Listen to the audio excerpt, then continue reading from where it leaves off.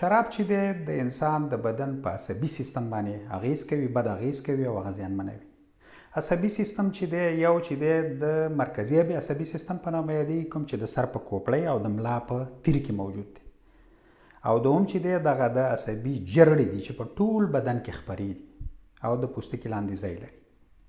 دا چې دی زیانمنوي او ناروغانو ته د لاسونو او پښو دردونه، سوځېدل، همدارنګه بډۍ کېدل، درنېدل او په لاسونو پښو کې د ګرمۍ او د یخنۍ احساس پیدا کوي. او همدارنګه د ټول د بدن د ټولو غوښو د درد یعنې عضلې د درد سبب کیږي، ځکه چې د دغه عضلو څخه مګنیزیم او سودیم په نامه یو ماده دغه وباسي او بالاخره د ټولو غوښې یعنې ټول د بدن د ټولو عضلې د درد سبب کیږي. همدارنګه پر روح او روان د انسان باندې هم بد اغیز کوي. ټولنیز ژوند یې خرابوي. د پیژنګلو، خپلوانو، دوستانو سره ټولنیزې اړیکې زیانمنوي او بالاخر ناروغ ځان ته کیږي او د ژور خفګان ته ځي او پایله یې دا وي چې ځان وژنې کوشش کوي او ځینې ځان وژنه هم کوي.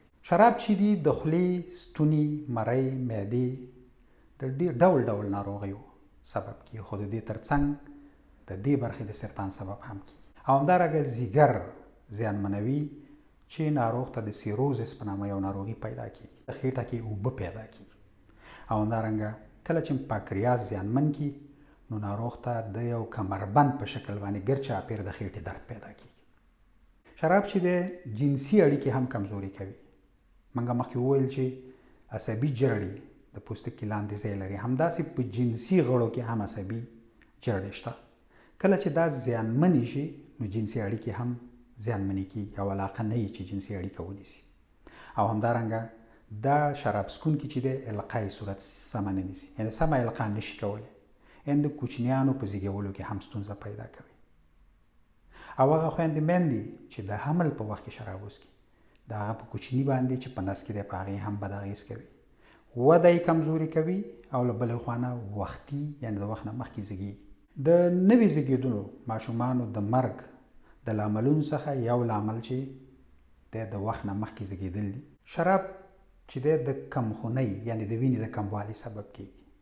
هغه پروسه چې په بدن کې یعنې وینه پکې جوړیږي هغه چې دی زیانمنوي او د بدن د وینې حجرات چې دی سم نه جوړي او د بلې خوا نه چې دی د اوسپنې د زیرمه کېدو مخه نیسي او دغه دواړه چې دی د وینې د کموالي سبب کیږي. د بل خوا نه هغه دفاعي حجرات هم زیانمنوي چې یعنې د انسان د بدن په دفاع یا ساتنه کې ډېر رول لري. نو په دې اساس باندې هغه دفاعي سیستم هم کمزوری کوي او شراب څښونکي چې دي زر زر سینه بغل کیږي، توبرکلوز او نورې میکروبي ناروغۍ ورته پیدا کیږي. هر هغه څوک چې شراب څښي د هغې په زړه او رګونو باندې هم بد اغېز کوي.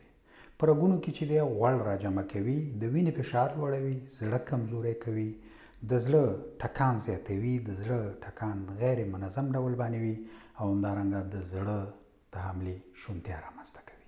د یوې بلې روغتیایي خپرونې پورې له تاسې اجازه غواړم، ستاسې د بشپړې روغتیا پایله.